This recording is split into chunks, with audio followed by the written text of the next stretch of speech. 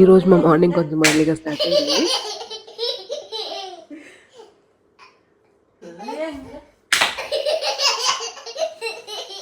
మా వోడు 4 గంటలకు లేచాడు. So, we had to entertain him. తర్వాత మేము మళ్ళీ పడుకొని పోయాము. సో, నా డే మళ్ళీ హాట్ వాటర్‌తో స్టార్ట్ అవుతుంది. Then regular work out.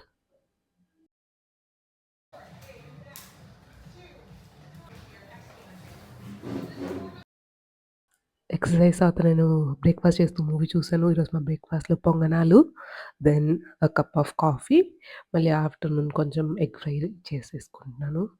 Again office work చేస్తూ ఇప్పుడు ఆఫ్టర్‌నూన్ అయిందో దెన్ నా లంచ్. దెన్ ఈవినింగ్ మళ్ళీ కొంచెం స్మాల్ వాక్‌కెళ్ళిపోయాము.